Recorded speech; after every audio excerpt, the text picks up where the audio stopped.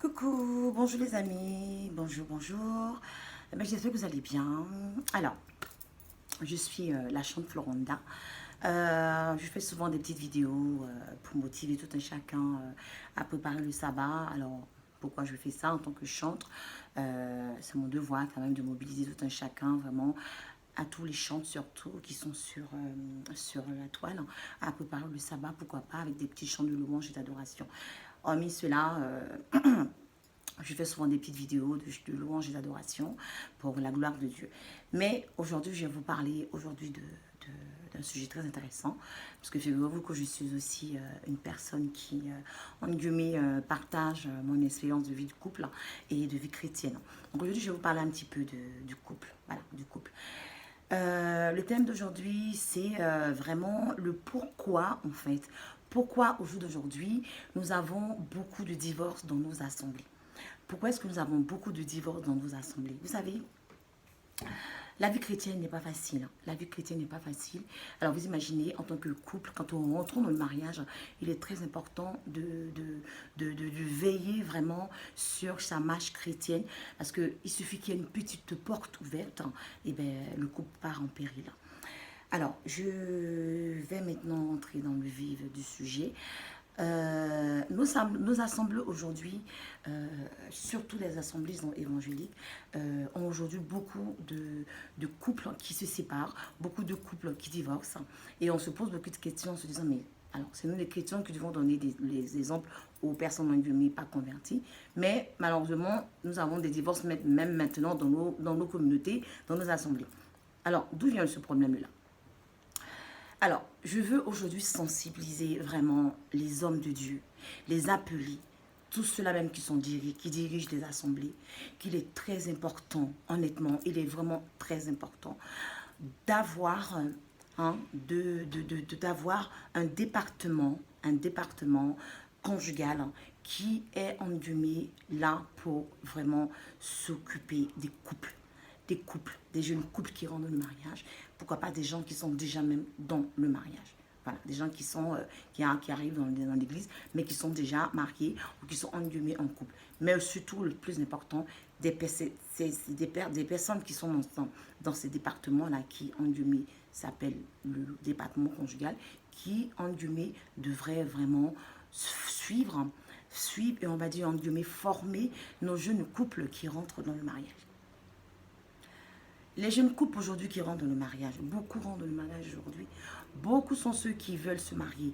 Mais nous avons beaucoup de jeunes qui ont peur d'entrer dans le mariage, qui, en guillemets, préfèrent rester en concubinage, préfèrent rester dans l'impudicité, parce que bon, ben, le mariage, vraiment, on a peur, on est mieux comme ça, parce que quand on se marie, bah, malheureusement, il y a tellement de problèmes qu'on divorce. Donc on a peur, on préfère rester comme ça, et voilà, pour ne pas, en guillemets, divorcer après. Mais vous savez quoi, le problème c'est quoi? C'est qu'en fait, ces jeunes couples-là ont peur parce qu'ils sont dans les communautés, ils sont dans leurs assemblées, mais ils n'ont personne en guillemets qui va qui en guillemets les conseille, qui en guillemets les formes pour entrer dans le mariage, qui leur parle du mariage, qui leur parle de la vie après le mariage, qui leur parle de la vie de femme chrétienne dans le mariage, de la vie de l'homme chrétien dans le mariage. Vous savez, il est très important. Un jeune couple qui rentre dans le mariage sait déjà ce que c'est que l'intimité. Hein. On ne va pas leur apprendre. Hein. Ils savent très bien ce que c'est. Ça, là n'est pas le problème. Mais c'est vraiment les aider à rentrer dans la vie maritale.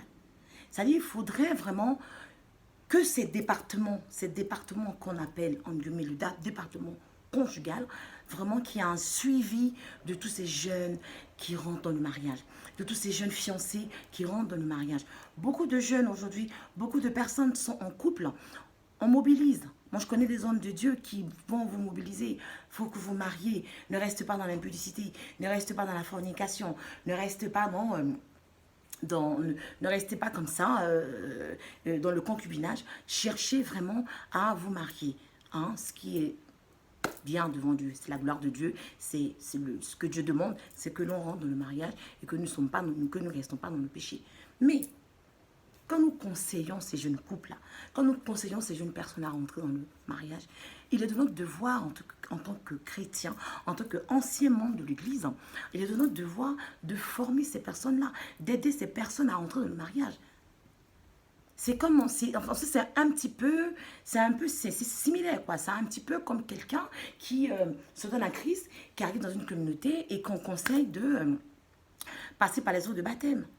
S'il accepte Christ, on lui propose vraiment de passer par les eaux de baptême. En quoi faisant? En d'abord, au préalable, bien sûr, suivre l'école de l'écoute de baptême pour, en guillemets, être baptisé et devenir une nouvelle personne à Christ. Et c'est le même principe que l'on doit avoir pour les jeunes couples qui rentrent dans le mariage chrétien. Le mariage chrétien n'est pas chose facile. Vous savez, le diable n'aime pas le mariage. Le diable n'aime pas la vie maritale. Alors, un jeune couple qui veut rentrer dans le mariage, surtout le mariage chrétien, sera beaucoup attaqué dans son mariage. Alors, s'il n'a pas les outils nécessaires, s'il n'a pas les conseils nécessaires, s'il n'est pas préparé pour rentrer dans le mariage, eh bien, ça va être quoi? Ça va être le divorce, ça va être l'adultère, ça va être l'infidélité. Et demain, qu'est-ce qui va se passer? Bah, ces personnes-là vont se plaindre en disant, voilà, c'était pas ma femme, c'était pas l'homme de ma vie. Mais vous, on n'en sait rien. On n'en sait rien. On n'en sait rien de tout ça. Tu ne sais pas si c'est la femme de ta vie. Tu ne sais pas si c'est l'homme de ta vie. Mais si déjà, à la base, déjà, tu ne sais même pas ce que c'est que le mariage. Si déjà, à la base, tu ne sais même pas ce que le mariage en tant que chrétien, mais ça va être difficile pour toi de rester dans un mariage chrétien. Parce que les tentations et les épreuves que tu vas avoir dans la vie maritale, ce ne sont pas des choses faciles. Ce n'est pas donné à n'importe qui. Alors, vous savez, moi, vous allez me dire, mais qu'est-ce que l'on sait? Je suis quelqu'un qui me suis mariée très jeune. J'ai fait beaucoup d'erreurs, j'ai fait beaucoup de bêtises, mais par la grâce de Dieu, j'ai payé les pots cassés, certes, mais j'ai pu me reconstruire. Je le dis bien par la grâce de Dieu. Par la grâce de Dieu, pourquoi? Parce que quand on est pressé à entrer dans la vie maritale, quand on ne cherche pas vraiment à être mûr spirituellement avant de rentrer dans la vie maritale, en Christ, à Christ surtout, c'est très très grave et c'est très dur après. Vous me voyez comme ça, vous allez penser que je suis jeune. Je ne suis pas jeune. J'ai passé la quarantaine, j'ai même passé la 45. Donc je sais de quoi je parle. J'ai assez d'expérience dans ce domaine-là pour vous parler de cela. Il est important que nos jeunes couples, il est important que les jeunes couples aujourd'hui qui rentrent dans la vie maritale, que ces jeunes couples-là soient suivis vraiment par le département conjugal instauré dans les assemblées. Alors, chers hommes de Dieu, chers appelés, s'il vous plaît, il est de votre devoir de mettre en place un département constitué de personnes, je dis bien de personnes, pas n'importe qui, des personnes vraiment qui ont l'expérience de la vie maritale, qui ont l'expérience de la vie maritale chrétienne, je veux dire, qui ont assez d'expérience, qui sont assez mûrs. Je ne dis pas de prendre un jeune qui vient d'entrer dans le mariage, non. Vous prenez des anciennes personnes qui sont mariées depuis très longtemps, qui ont de l'expérience, qui ont eu assez d'expérience dans le mariage pour pouvoir être à même de conseiller les personnes jeunes, les jeunes couples qui rentrent dans le mariage. Il est très important. Vous savez, le département conjugal, ne négligez pas ce département. Un département conjugal dans une église aide vraiment l'église. Parce que l'église est focalisée sur la famille. L'église est basée sur la famille. Alors si la famille se meurt, il n'y a plus d'église. Si nous n'avons plus de famille, il n'y a plus d'église. Une église doit être constituée normalement de papa, de maman et des enfants. Mais aujourd'hui, nombreux sont ceux qui viennent seuls. La maman peut venir seule à l'église, son mari à la maison. Le mari peut venir seul à l'église, la mère à la maison. Les enfants peuvent venir seuls à l'église, les parents sont à la maison. Nous en avons beaucoup comme ça dans les assemblées. Et vous savez, c'est tellement beau et c'est tellement réjouissant d'être avec sa famille dans l'église. Et vous n'avez pas idée de ce que c'est. C'est important pour l'église parce que c'est ce qui marche, c'est ce qui fait le fonctionnement de l'église. Parce que l'église est basée sur la famille. L'église est basée sur le bon fonctionnement de la famille. Si les familles sont malades dans l'église, l'église est morte. Si les familles sont malades dans une église, l'église est morte.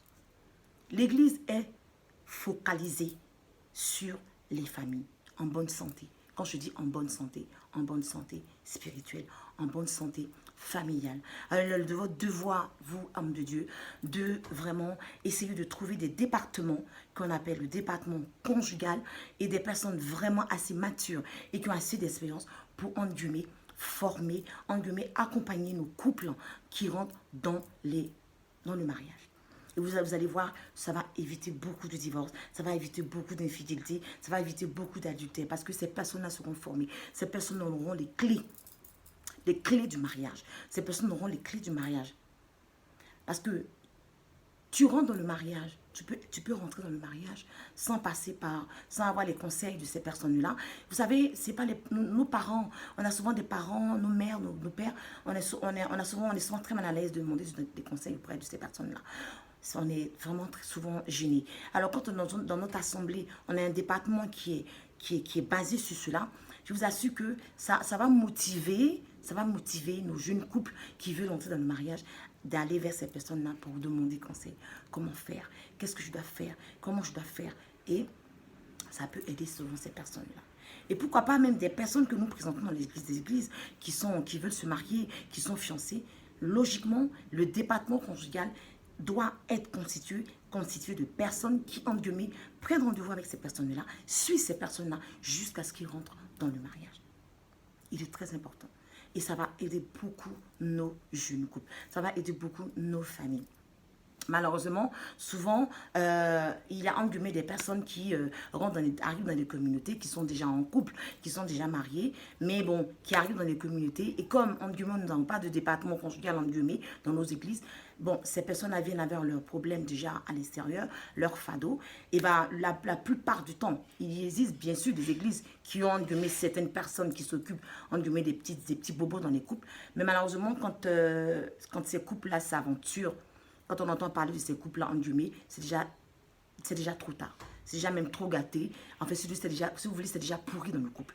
Et c'est souvent très difficile de vraiment essayer de ramener ces personnes, d'aider ces personnes-là à rester vraiment unies, à consolider vraiment leur couple. Souvent, c'est déjà trop tard.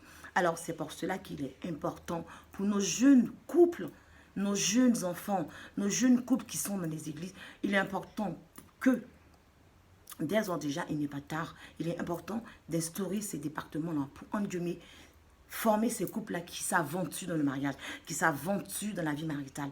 Tous ces jeunes couples qui veulent se marier, qui sont fiancés, il est important qu'ils soient suivis par ce département-là avant de rentrer dans le mariage. Il est très important.